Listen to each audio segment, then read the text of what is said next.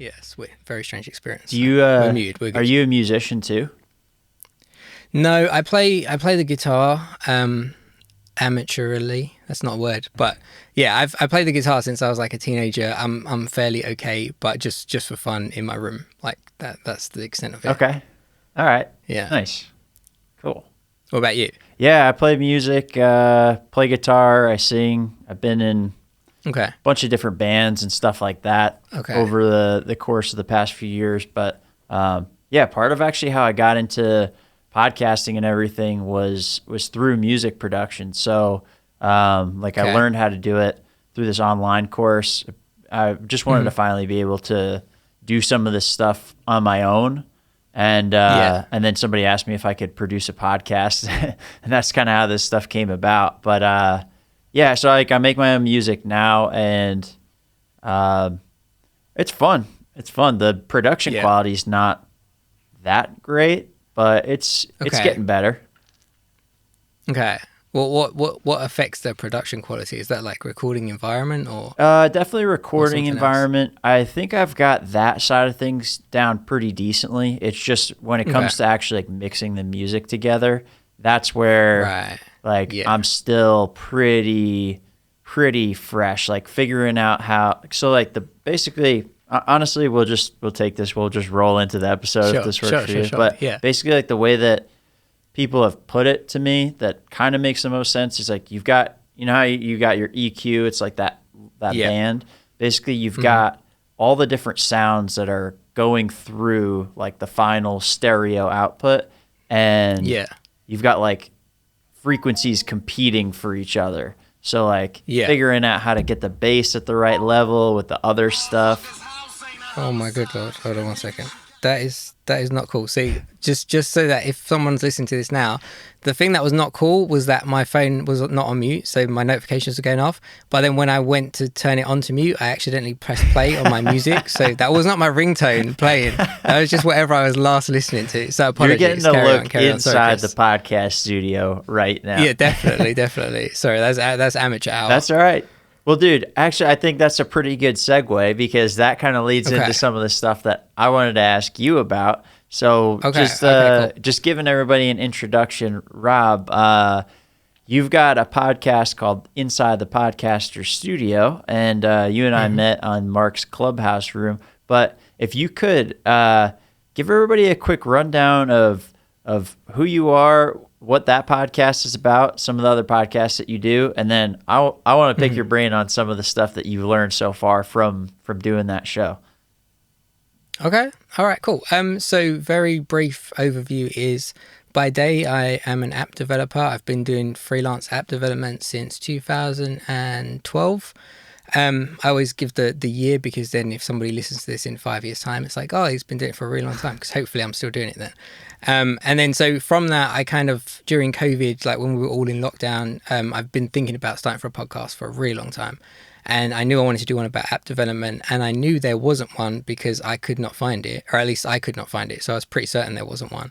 So I started the Coffee and Coding podcast, which was just interviews mostly of people in the app development industry, people kind of in the tech industry, so like some cybersecurity, but I always tried to find a way to tie it back to app development. And then kind of from doing that and really enjoying the experience and kind of getting immersed in the podcast world, I decided that I wanted to do another show, which is Inside the Podcast Studio, which is interviewing people who are podcasters, successful podcasters, independent podcasters, and talk about their craft and how they do things, kind of to give like a little behind the scenes that, you know, your favorite podcaster is just like you. Like they're not special, like not to say they're not special, but I guess the idea is most people think, you know, Joe Rogan is a great example, right? Joe Rogan is not just like you. Like, I'm sure he's a great guy. I'm sure if you hung out, you guys would have a great time. But Joe Rogan has a lot of money. He has a lot of production. He has deals with Spotify and ads and all that kind of stuff. And he has, and you know for a fact that he has millions and millions and millions of listeners. Whereas your favorite podcast, you might be the only listener and it might sound great and you would have no idea because you don't know anything about that person and their podcast. So that was kind of where that came from. That might be a kind of long-winded answer to your question, but that about sums it up. No, it's a good way to look at it because a big part of this stuff that I don't did you go to Podcast Movement? I did not. No. So no. I wanted to, but no, I missed out on that. Well, with everything going on and you being in the UK and everything, so part of that really opened my eyes to that very thing that you just mentioned is like, a lot of these people that are doing this stuff that are going through the kind of the journey of podcasting. It really was. There's a ton of people out there that are doing this. They've got other jobs. They've got other things that they're doing. They have their own lives going on, and they talk about all kinds of random stuff. And part of what that thing opened me up to is like, you could do a podcast about anything, and there's people figuring out how to make like money from it and build communities with it. Like an example of what one guy was talking about, like guy that loves chicken farming. He just teaches people and talks about like raising chickens and how to farm with chickens. Yeah. Guy charges like $40 a month for like a subscription thing. He's got like a few hundred people that listen, or like maybe 100 people listen. He makes like $100,000 a year doing stuff like that. So part of it is like there's regular people doing this, and there's also regular people that have figured out how to do something really unique and build something really cool with this stuff. That was like kind of a mind-blowing thing for me. I mean, what have you taken away from the episodes that you've done with these different podcasters, aside from the fact that, they are very much like just another person doing it, and you can kind of do it too. I mean, what are some of the big takeaways? So some of the biggest ones. So when I started doing this show, one of the things that I wanted to get into, because as far as I was aware, nobody else was doing it, is I wanted to talk about like how many download numbers does your episodes get, or do your episodes get? How much revenue does your podcast make? How do you find revenue? How did you kind of grow that? All that kind of stuff. Because I wanted it to be like as if, me and you, we're podcasters, and somewhere on your podcast host, there's a dashboard, and you can go in and it will tell you 500 people listen to this episode, 1,000 people listen to all your podcast episodes this month. And so I kind of wanted it to be a behind the scenes of other people's podcasts. And the thing that I realized straight away, and that kind of stuck with me, is that the people that I would consider, quote unquote successful, the people that I listen to that have great content, they don't look at their download numbers at all, like hardly if at all, because they're like, it doesn't matter. And it's to your point, right? Like you just said, that guy has 1,000 followers or subscribers, or he has 100.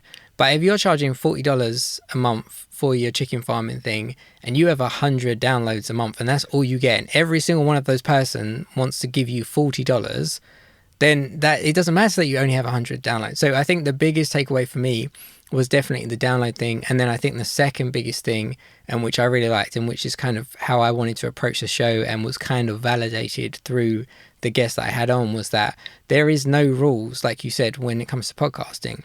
Now, you could do whatever you want. You could put the intro at the end of the show if you really want to. You could separate. You could take this interview right now, and you could cut it up into 5-minute chunks. And on their own, they make no sense. And someone has to listen to the whole season to get the full understanding of what just happened. Yeah. But you could do that, and it's okay. And somebody out there will be like, "This is the coolest show ever." So those were like probably the two biggest things that I took away, was that your download numbers really don't matter as long as you have a goal in mind that is not, I need to get 1,000 downloads, and you have a goal which is, I want to help one person, or I want to make $100 a month, or whatever it is, like a tangible goal. Doesn't matter how many downloads you get. And the same thing with the format. Like, you don't have to follow the format that everyone else does. Whatever it is you want to do, you could make it work. Yeah, and I've noticed too, like when you go to tell people, because this is early on in the show. Like I'm not getting tons of downloads with this, and sometimes when you have guests on or things like that, you'll talk to them and be like, people will be like, how many downloads do you have? How many downloads did this thing get? And it's like, you're going to be disappointed when I tell you there's 12 downloads. Like, it's just, that's how it is. You're not famous. I'm not famous, but 12 people tuned into it. Maybe 6 of them stuck with it. And then I had 2 people reach out to me and say, oh, dude, when you talk to Robbie from episode 12, and he was talking about all this history, that was super interesting. I want to talk to that guy. And like, those are the kinds of things that definitely make it memorable and make you want to keep going versus looking at like a fucking dashboard and you're like, all right, what do 100%. I do with this? And also, like, with all the changes coming in on mobiles and stuff and the privacy thing, like, at some point you're going to look on your dashboard and it's going to say Apple Podcasts, 1 download per episode, and you have no idea, was that download 100 people or 1,000 people, because it all came from an iOS device that's connected to, you know, a server, and that server just downloaded that episode once and sent it to people. So you can't go by your download numbers. And also, your download numbers don't mean anything. Like, my coffee and coding thing did fairly, for me, I feel like, fairly good download numbers, but across a year I made $100 from Buy Me a Coffee, which is great. Like, 100 people just donated, or maybe not 100 people, but however many people, they donate in total $100 to me for no reason. They just like the show, and that's cool. But it goes to show, if I only had those people listening, and let's say there was 7 of them, I still only made $100. So what difference does it make if you've got, you know, 1,000 or 100,000? It just depends what you want to get out of it. And also, I've heard a lot of people say, and this makes sense to me when you put it into context, right? Imagine if you go to give a talk and, you know, only 30 people showed up. Like, are you going to be disappointed that you've basically filled out the room that you're in because there's only 30 people here instead of 100,000?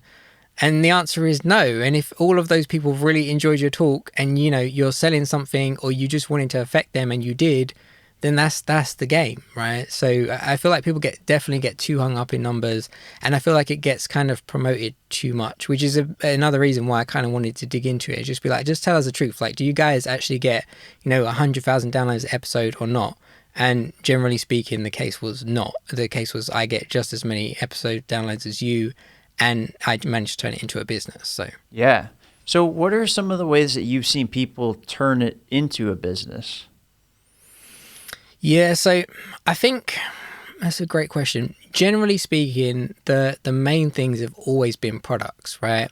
So, you know, some people, one guy I spoke to who has a podcast, he has a really good podcast about podcasting, and he doesn't mention at all what he's selling anything. And if you go to his website, it's really hard to find that he's selling something. But if you dig a little bit, you'll see that you can hire him for like consulting or podcast production, all this kind of stuff. And that's how he makes his money. But he uses the podcast to promote his business in a roundabout way.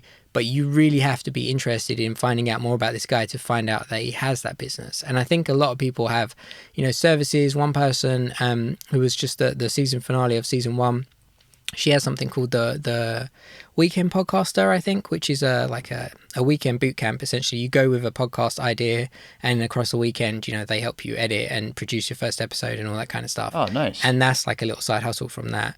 And then other people like Travis Brown, who was episode 1 of Inside the Podcast Studio. He has pod decks, and he created pod decks by accident. So I don't know if you know the story, but essentially, because he didn't tell me this, but I heard it from another podcast, and I've heard him say it a few times, which was he was trying to sell some sort of course, which was like a podcast editing course or podcast production course, something like that. And it was like, if you sign up for this course, you get this pack of cards for free. And he was getting messages from people saying like, dude, I don't want the course, but how do I buy the cards? And so now his business is he sells the cards because that's what people want. So it's really just, generally speaking, it has nothing to do with advertising, because the numbers don't work unless you have a lot of downloads. So for example, I forget the guy's name, but he has a podcast called 20,000 Hertz, and he spent like probably $100,000 or more getting his first like 2 episodes ready. It took him like a year to do it because it's a podcast about sound, and he runs a sound production studio. So he was like, this has to be on point. I can't put out a podcast about sound that isn't like a movie. And eventually he was basically ready to give up because the show was costing so much money. And then Bose came along, and I think Shaw came along at another point. So like 2 big audio companies, and they were like, we will sponsor your podcast. And they threw some big money to get it done. But again, that show doesn't make money. That was to keep the show going. So generally speaking, to make money is usually you offer some sort of service, which is either consulting or something else. Yeah.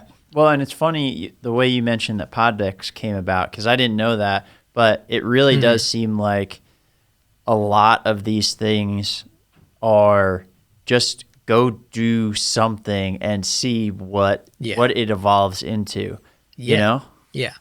100%. So just taking that example, I mean, with coffee and coding, I mean, and even inside the podcast studio.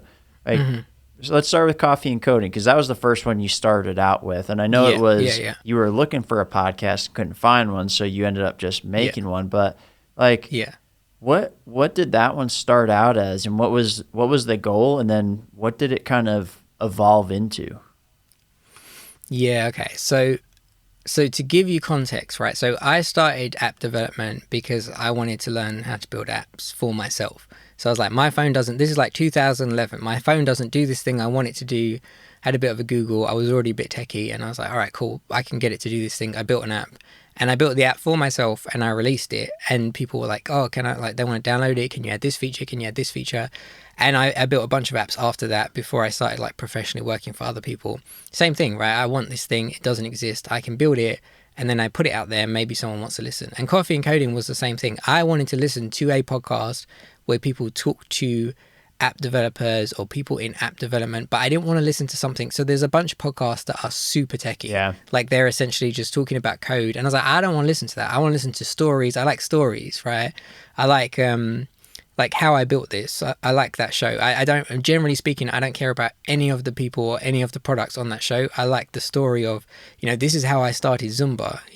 I'm probably never going to do Zumba in my life, but that's probably one of my favorite how I built this episodes. So I started the show for that same reason, is I want to, like, what do I want to listen to? Okay, let's go and find people. And at the start, having never had a podcast before, I was like, right, I'll just message some random people on LinkedIn. I'll make sure, like, I didn't want to message people that I wanted on the show because I was afraid they would say no, because I was afraid they would say, like, how many downloads has your podcast got, or how long has your podcast been out? So I messaged like 4 or 5 people. I don't know how many people, I probably messaged like 10, but let's say 5 people said yes. And so I just interviewed them, and I just asked them questions that I wanted to know the answer to. You're an expert in this thing. I don't know anything about this thing. Teach me about this thing. And that's kind of how it started. I forget what the second part to your question was. No, that's pretty much it. Okay. It makes me, I had a follow-up question for you there. Okay. But, I'm drawing a blank. No, okay. So the thing that you just mentioned, right? I have the same thing. I'm slowly getting over it. And I think it just comes with time and then getting in the flow of things. But that fear of asking somebody that you think wouldn't come on your show because of the number of downloads, or maybe like, oh, they're probably just way busier than I am. So I couldn't possibly take up their time. Did you end up finding a way to get over that with the Coffee and Coding, or did that end up coming from doing the podcast? That's a great question, and the answer is both. And so I got, let's say, so one of the people I reached out to straight away for Coffee and Coding was a guy called Mitch Tabey, and he has a huge YouTube channel. And he's an Android developer. I'm an Android developer. So I was like, we could have a great conversation. He has a huge audience, so maybe some of his audience would be interested in what I'm doing. So I messaged him before I started the show, and I had like a template message that was like, I'm starting this show. This is what it's going to be about. Do you want to be on the show? And he messaged me something like, get 10 episodes into the show and I'll do it. So I was like, all right, cool. So I got 10 episodes into the show. He came on the show. And then after that, I'd messaged, either before or after that, I'd messaged some other big people, and all of them were just like, yeah, it's cool. Yep, I'll do it. Get them on the show. Have you heard the show? Some of them had, some of them hadn't, but they didn't care. Like, generally speaking, you asked me, do I want to be on the show? I was like, what, like, is there anything you think you can get from me? And you said yes. And I was like, all right, cool, let's do it. I didn't ask you, like, Chris, how many downloads do you get? How much money does the show make? And all that, like, because it doesn't matter. Either I want to talk about this stuff and like get it out there, or I don't. Yeah. And the thing that I learned from Coffee and Coding and from doing Inside the Podcast Studio is that I don't want to ask people because they might say no, or that's a made up thing. Like I don't know how many people I've approached, let's say 50 or 60 people across all my podcasts altogether, and some of them say no because they don't want to do it. Some of them don't reply because they don't want to do it. And the other ones say yes. Nobody asks those questions like how many downloads or any of that stuff. That's a made up thing. They either want to do your show or they don't want to do your show. Like the first person that I booked to do Inside the Podcast Studio was Travis Brown. And in my mind, I messaged him like 20 minutes after I found out who he was, because I just heard him on another podcast. And having listened to him, and he's got pod decks, and he's got a big Instagram following, I was like, this guy's not going to say yes. It's a show that doesn't exist. I'm not entirely sure what the show is yet, but I messaged him and I was like, I just heard you on this show. You know, it made me think about this and this. Would you like to be on the show? And he replied and said yes. That was it. So it's like that thing about, you know, I can't ask my big guest to be on the show because they might say no, and then also you might feel like you don't get the opportunity again because you can't go back to them in a year's time and be like, oh, I got 100,000 downloads now, do you want to come on it? It's like you just do it. Either people want to be on it or they don't want to be on it. But from my experience, at least from my experience, some people want to do it, some people don't want to do it, but not one time has anybody asked, like they don't have a checklist of I'll do your show if it meets this criteria. Like they do it or they don't do it. 30,000 or more downloads? Do you have right, exactly 15,000 active listeners? Yeah, but how many Instagram followers do you have and all that kind of, no. And can you do it between, you know, 7:29 and 8:41 p.m. on this very specific date? Like that doesn't happen. And if it does, there's probably a good chance that you don't even want to talk to that person. 100%. Yeah, 100%. Like that's the thing. It's like doing a job interview, right? When you go for a job interview, you're vetting the company as much as they are vetting you. Yeah. It's not you're just saying, hire me, please hire me, I'll do anything. You don't want to work in a place where you wouldn't enjoy working, and you don't want to interview a guest that you wouldn't have, you don't feel like if the experience starts off bad just from messages, that's probably just someone you don't want to have on your show. So yeah. Well, it's interesting that, and I'm guilty of this too. It seems like you've gotten over this, and it's something that I do try to talk to people about when they're asking me, okay, like, if I was going to start a podcast, like, what would I talk about? Or like, who would I talk to? And part of what I've learned is just start it, get the people to talk to you that you know. Maybe it's friends, maybe it's like acquaintances that you have in the workplace or whatever it might be. Yeah. Get people to talk to you, because at the beginning of your show, there's a good chance that literally nobody will listen to the episode. And maybe your mom will listen to it. Maybe their mom will listen to it. But that might be all that you've got. But if you just keep doing it, that problem starts to solve itself. Like, because I started the podcast, I ended up going to the podcast movement. I met Mark, and then he's like, dude, I will help you with whatever you need help with. And he invited me to these clubhouse rooms. That's where you and I met. I interviewed Pete Moore, that's always in that group, like had him on, so found guests through there. And then by going on LinkedIn and sharing this stuff, you start to see the people that are local around you that maybe you would want to come in. Like I have like the in-person studio, but maybe they want to come in and have a conversation with me. And what can you give back to them? Well, like kind of like what you do on Instagram. Like you've got this great, I love the videos that you put out, but like it's like a video. It's got the writing over it, explaining what it is. It's a quick snippet. It gives them some sort of social media piece. So like, I think that's one of those things that, like you said, you make it up in your own head and you make it a way bigger deal than it really is. But the act of just going and doing seems to really solve it. Yeah, no, I agree. I think I'm trying to think of a good way to word it, and it came to me and then it went. But it's kind of like if you go. So I'll take my job for example. I'm an app developer, right? When you go in as a junior app developer, you feel like you don't know anything, and you probably feel like that for quite a long time because everybody around you knows more because they have more experience. And at some point you realize like, okay, I know as much as everybody else, and or maybe I don't know as much, but I can do the thing. Just I'll Google it, I'll figure it out. And I feel like with podcasting and approaching people to be on your podcast, it feels like it's a big deal to you because it's a big deal to you. You've never done it before. You've never had anyone on your show before. But to whoever's receiving that email, it's not a big deal. Somebody just asked them, do they want to be on a podcast? That's it. Yeah.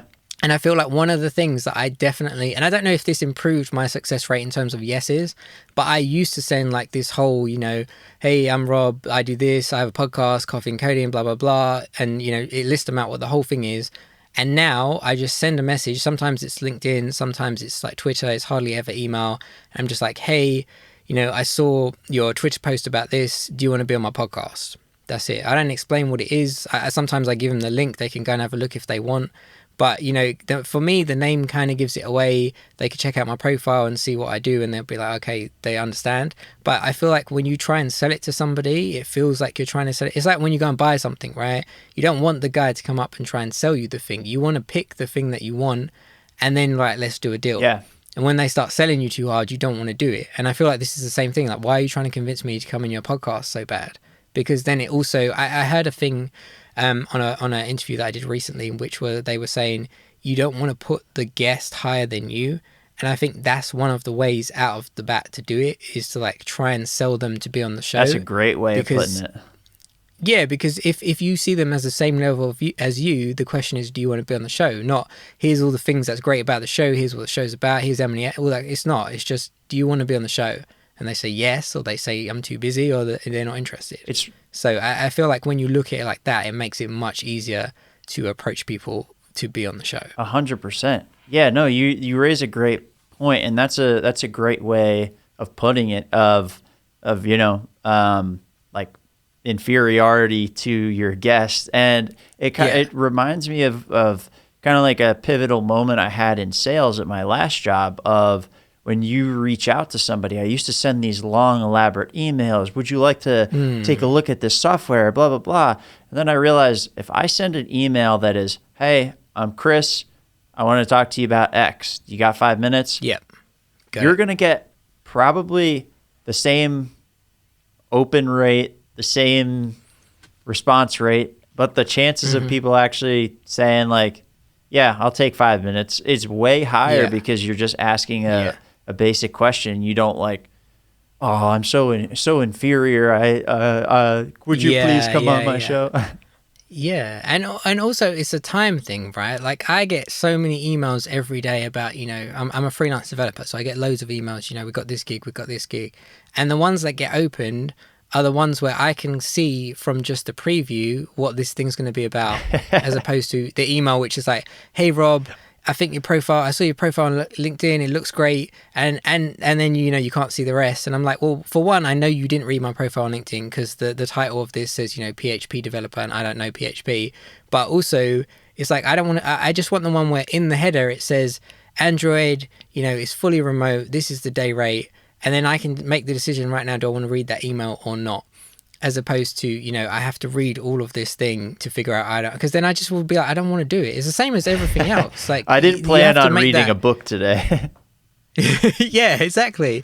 You've got to make the barrier to entry to all of these things lower. It's the same thing with the podcast. It's like you don't want 6 minutes of ads before your podcast starts. You want to get into it, and then you can advertise to people when they're already invested. And it's the same. That's the same thing as this. Like you just get to the point. Do you want to be on the show?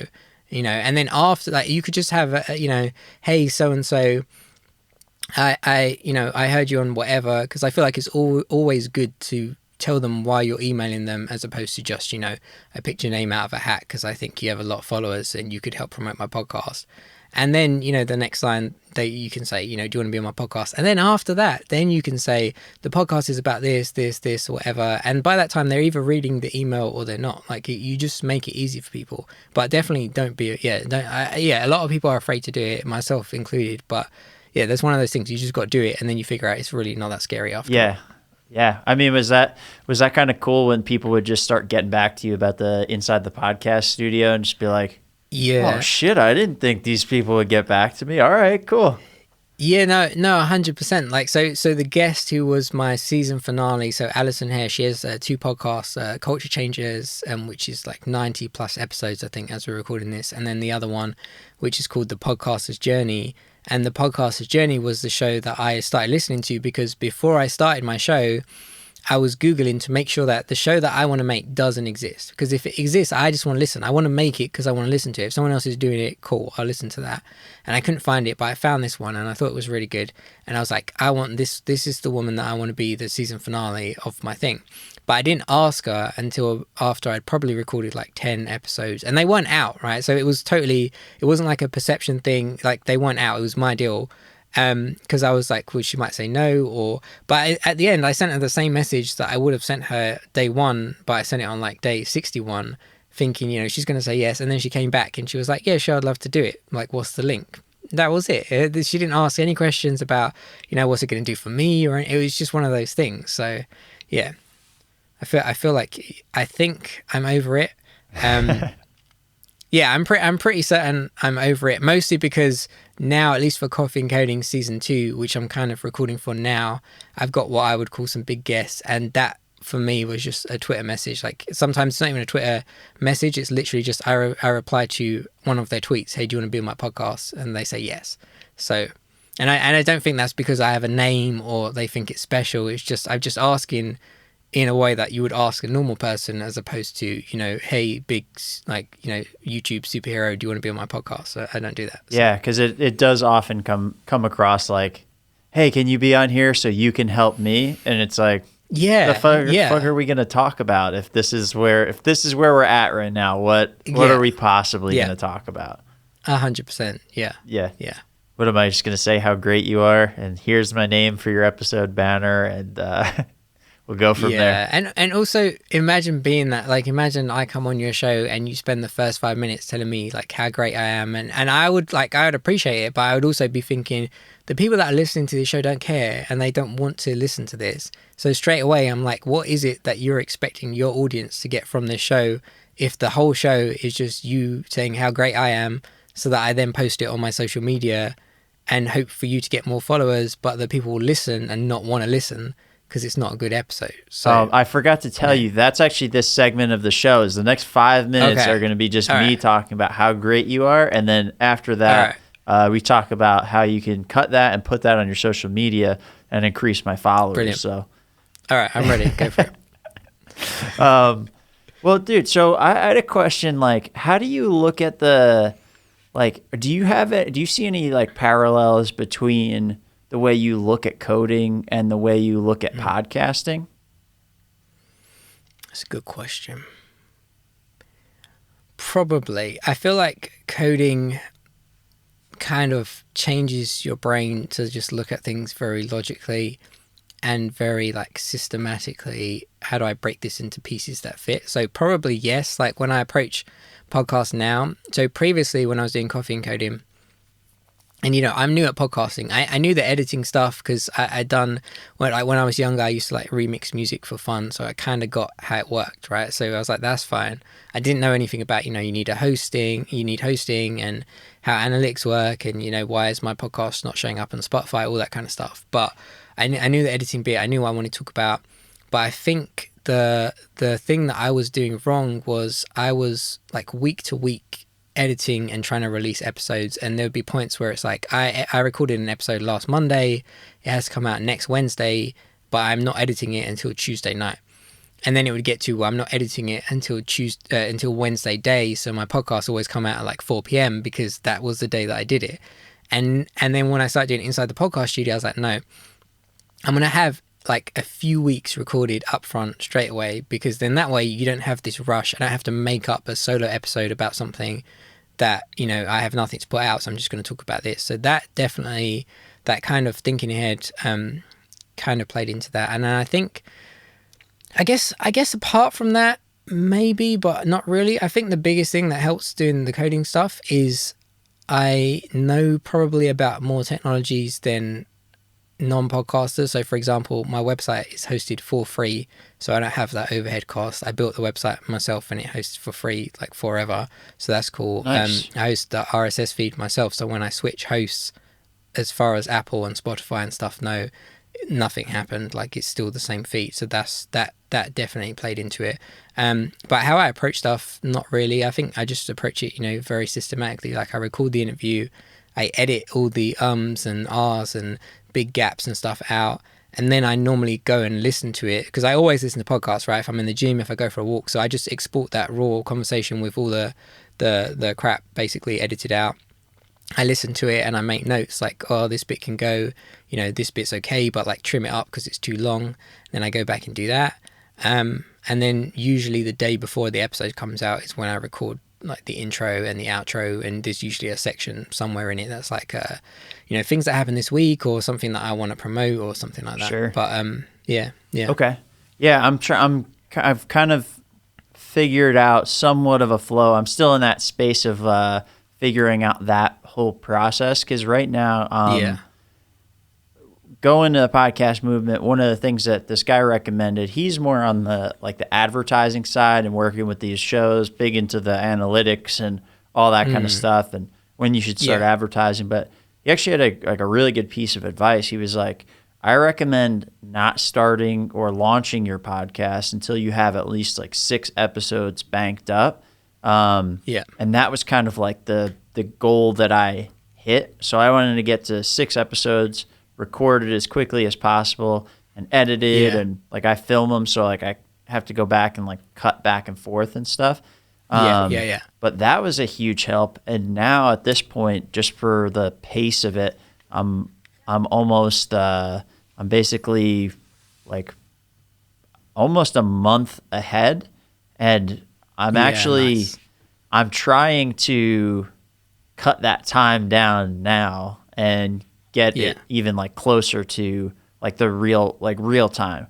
Basically, if I could do it live, that's almost ideal, but not quite there yet. Okay. Work in progress. Why do you feel like you're not there to do it live yet? Because you could broadcast this now live and it would be up and people could listen. Yeah, it's twofold. So part of it is that imposter syndrome type thing, just worrying about that. And then the other side of things is that I do at least half of my podcast, maybe more, are in person. Yeah. So I do a multiple camera setup too. Nice. So part of it is when I've got just my buddy Matt and I doing it and a guest that we have in, I'll switch back and forth with the cameras in real time. It saves me a ton of time. But if I have a guest this lady that works for my dad, she's been in business for 30, 40 years, and she knows her shit. And so part of it is I don't really want to be switching back and forth while I'm talking to her, because I don't know, part of it is a respect thing for people that don't know me or that aren't my friends, and then part of it is the flow of the conversation. So if you and I were talking and I was trying to switch back and forth between a bunch of cameras, I wouldn't really be focusing on what you're saying. I got you. But my friend Matt, he's an asshole, so I don't care. I'll switch right in his face. No, I get it, but you could definitely, and not for, I don't mean this because I'm not ready to go live, so don't do it. But I was going to say, you could definitely do the video ones if you wanted to live, because then you could have both, right? It goes out live, people can listen now if they want. If they miss it, they might have to wait 3 weeks for it to come out. But then your audience, half of your audience gets it in real time, the other half doesn't. But it takes the pressure off, because the biggest thing for me was that pressure of, I need to get a guest this week, I need to get edited this week. And if that's your only thing and podcasting is your full-time gig, it makes sense. If you have a day job and you have stuff to do and all you have is evenings and the weekends, then it gets, you want it to be fun, right? You don't want it to be stressful, which is why I broke I broke Inside the Podcast Studio up into seasons.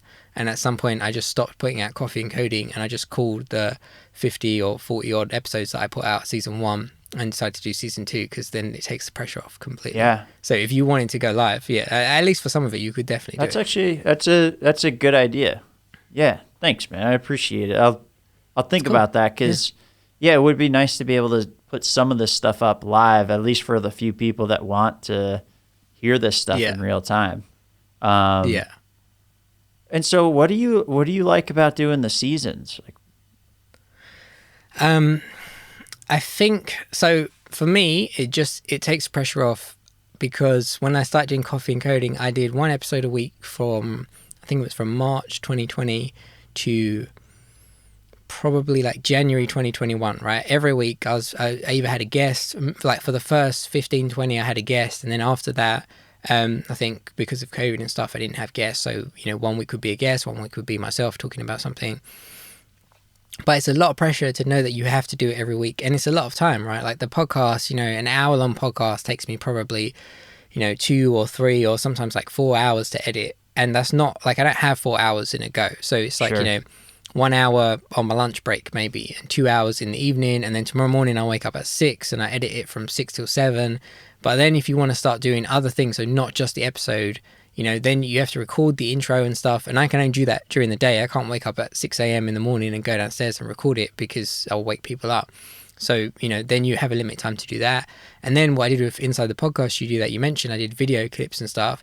That stuff takes even longer. So it's like, when I do the show, I edit in Reaper, I add markers where I think they say something interesting, and I just add a marker so I know where it is. And then when I'm finished, right, I pull up the video files, try and sync them up to like the audio places. So, 27 minutes is actually 27 minutes, because by the time you've cut stuff and all that, they don't line up anymore.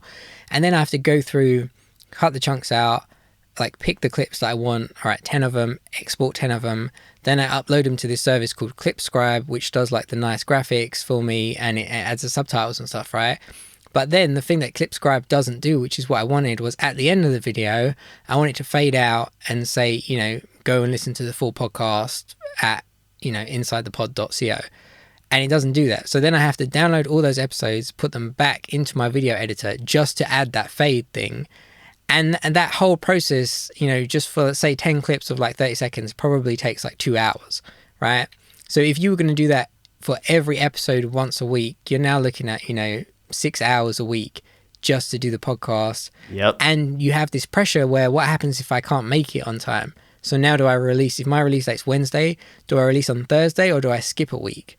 And then you're like, well, if I skip a week, are people going to stop listening? Which, the answer is probably not. They're just going to know that they might know that you missed one and listen next week. But the thing with seasons, to what you said is like, and what the guy told you, is I can have the entire season ready to go as soon as I drop the first episode. So then there's nothing to do each week except press publish. Yeah. And that means that it still takes me the same amount of time, but I can take as much time. It could take me 6 months to do it, as opposed to I have to do it 6 hours every week nonstop, essentially forever, because where's the cutoff point? Yeah.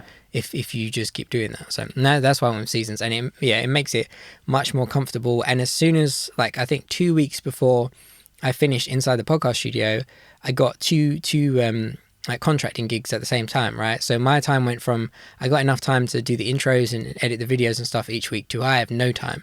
So luckily that was the last episode, so I managed to get it out, and now I'm good. There's no pressure. I just do my job. My evenings are back, and then when it winds down a little bit, I'll start picking up for the next season. So got it. Okay. And so are you putting out the entire season in a chunk, like one chunk? No, I do it week by week. I don't know. I've heard people do that. I know one podcaster recently did that who I had on my show, and I asked him, like, why did you do that? And he was like, the Netflix effect, right? Because you want people to binge listen to your shows, and, if they're interested, they will. And I like that idea, because there's definitely shows that I've found after the whole thing came out, and I binge listened the whole thing in like a day. But I also, I think for me, it's like, I like some of the content to be current. So, people for Coffee and Coding might ask me questions, and I like for my intro next week to be the answer to their question. And so I think that's kind of what I like about it. I like it to be, you have to wait for the next episode it comes out. It gives you time to kind of think about it, and maybe you have comments from me, maybe you want to hear about other stuff. And I think it gives me a better idea of how certain topics perform as well. Because I know you can see from the podcast that's like, this is what the people listen to, but would they have listened to this episode if they had had to wait a week to listen to it, or did they just skip it because the episode after that looked better? And so, I feel like that's probably the reason for me. I don't know if it's a valid reason, but that's what makes me feel more comfortable. So sure. No, I mean, and honestly, when it comes to what I'm noticing is when it comes to the stats readings and all that stuff and what you choose to do with it, it is so up in the air about what it actually means and what it actually, 100%. What you do, what impact that actually has, and part of the thing too is like, I've talked to people that are like, well, people seem to drop off at this time or blah blah blah and XYZ, and I'm like, I don't know. I don't know if I can really care about that, because part of me doing this is like, It's a couple things. Like, I wanted to start this so I could just do a podcast. I also wanted to learn how to podcast, so that way when I offer podcast production services to people, like especially businesses, like I can ruin my own stuff. But then when it comes to them, I've already made all the mistakes on myself. But I can make money from doing podcast production, and I get better at it by doing it. I could teach people. So like that's a benefit there. But I don't want to be thinking the whole time I'm talking, rather than being like, I hope this is interesting and I'm interested in what you have to say and I hope people like this. I don't want to be like, all right, 6 minutes and 20 seconds. People tend to fall off at 7 minutes and 30 seconds. Right. Let's add a little pizzazz here. And then the guest is like, what's happening? Like, they're not going to understand. They, like you said, they don't care about your stats. Like, no, 100%. I think like experimenting is okay. So for example, and the same thing, I don't look, mostly because I just look at my podcast stats. I don't want to have to go into Apple and be like, right, what did these people listen to? All right, Spotify, you find out more information there. I don't have time for all that. So I look at like generally, is the trend up? Is the trend down? Was there a huge spike when a particular episode came out? Or, at one point there was a huge spike when no episodes came out. And I assume that's because somewhere, like someone somewhere either tweeted or wrote something about the podcast and I couldn't find it, but I assume that's where it came from. But I think you could experiment and, if I have a 30-second intro, do people generally listen more than if I have a 3-minute intro? But again, you have to have enough data to make that worthwhile. If you have 5 people listening, then you're not really going to learn anything because there's a very small sample of data. But if you had like 1,000 people listening and it's very clear, like, all right, when my episodes are 30 seconds long, like when my intro is 30 seconds long, they listen longer, then that makes sense. But it's also like, how much effort do you want to put into doing that, and how much does it matter at the end of the day? It's like, again, it comes down to like, what's the goal? If your goal is the numbers, then you can play with all that stuff until you get your numbers looking great. If your goal is something else, then it really, really doesn't matter. Yeah, and if you get super focused on the numbers, I don't know, it seems to me like you're kind of missing the whole point of the medium of podcasting. Like, and also you're kind of big, station or something. No, 100%. And also you're kind of setting yourself up to be let down, because whatever it is that you're expecting from that, it's most likely not going to happen. And when it does happen, then you'll be like, right, well, there's this next bar that I have to clear now. I got 100 downloads. I need to get to 1,000. I got 1,000. I need to get to 10,000. And all the while, it's not doing anything for you. Like, you're not making more money. You might be getting more downloads, but are more people reaching out to you and saying, hey, Chris, your show was awesome. Hey, Chris, can I hire you for podcast production services? And if the answer to that is no, then like, why does it matter? If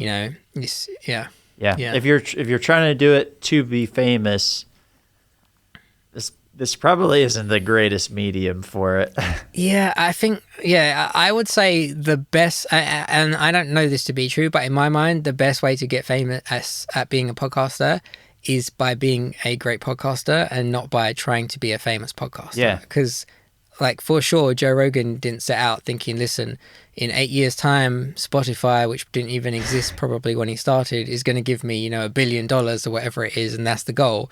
It was just like, I want to talk to cool people that I'm interested in, and I want to talk to them for 3.5 hours because I got the time, and I'm going to let them know it's 3.5 hours. And then he did it, and that's the same thing now. It's like, he's not, he doesn't get on the show and be like, hey, I'm Joe Rogan, I'm the big podcaster and all that. His shows now sound exactly like they did 5 years ago. Just behind the scenes, he makes more money, and with the internet, that and all that kind of stuff. But if you set out, like, try and find one podcaster that set out to be famous and got famous from doing a podcast that wasn't good. Yeah.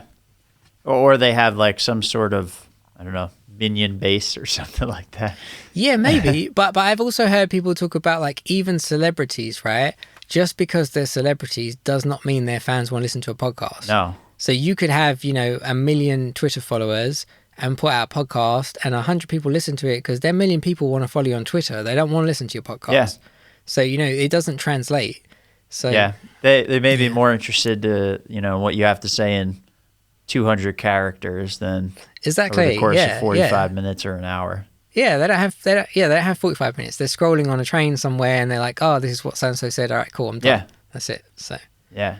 Well, dude, thanks for coming in and doing this, man. No worries. I'm glad we talked, and the couple points that you had at the beginning, you brought up some of them during the Clubhouse conversation, but that piece of there really is no rules, and then also just don't be focusing on your numbers as the primary thing. Like, look at what your goal is, and then you could determine it from there, because that's, I don't know, as I'm doing this more and more, that seems to be really where I'm driving into and finding success. Yeah. And, part of the looking at everything as like numbers and stuff, you start thinking with the mindset of you're just talking out to people, but you don't, like, it didn't hit me until the other day. I have like 2 Apple podcast reviews that people put, and I was like, nice. Shit, dude. Nice. I don't know who these people are. Like, I want to talk to those people. Like, I hope they reach out. Like, I want to try to find ways to talk to them. So now I'm like working on like opening up some channels for people to be able to reach out and leave messages and get in touch and interact with people. And that's been way cooler. It makes me more excited to do this stuff. And so before we wrap up, where can people find you? Sure. So people can find me on social media at Low Carb Rob everywhere, like low and then carb as in carbohydrates, Rob as in my name. And you can also find coffeeandcodingpod.com is where you can find all the stuff about coffee and coding, and insidethepod.co is where you can find all the stuff about Inside the Podcast Studio. And one question, if I can, I have a question for you, if that's cool, which is what is the goal for your podcast? Like, what is the goal for this show? Right now, it is to be able to talk to as many people that interest me as possible. So being able to, like what we're doing now is like, you have something, you have a bunch of knowledge that I don't have, and you've got an interesting story. And the fact that I've got now a vehicle to be able to reach out to you and ask you for somebody from across the ocean, like we otherwise never probably would have connected or met or had this conversation. And now I got to leave this conversation with a handful of things that I never would have learned otherwise.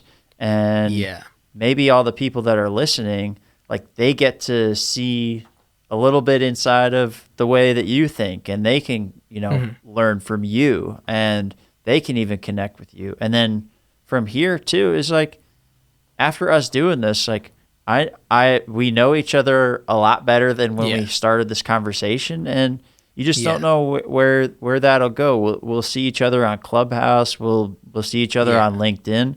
I mean, maybe we'll do this again at some point, and that's pretty sweet. It's just a cool part of life, and like I hope to be able to build that out and move forward, Yeah, awesome. That's a great goal, and it shows that you get it. Like, that's the great thing about podcasting. And also, to your point, not to hijack your show, but I was going to say the one great thing for people that listen about podcasting is this is probably the only medium where you can ask a stranger, like, come talk to me for an hour, and it's totally acceptable, and they'll probably say yes. Like, there's no other point in time or any other way you can do this and it would work. So yeah, would you like to sit down with me for an hour? I don't know who you are. Get away from me. Yeah. Would you like to come on my podcast for an hour? Find one person that's going to say yes to that. It sounds like a crazy request. Oh, and by the way, we're going to record it and we're going to show it to strangers. And they still say yes. So, yeah. Cool. Well, thanks, dude. I appreciate you coming on. No, you're welcome. Thank you very much for having me on. And if you ever want to reach out anytime, I'm always happy to help. Hell yeah. Thanks, dude. All right. Cool. See ya. Catch you later.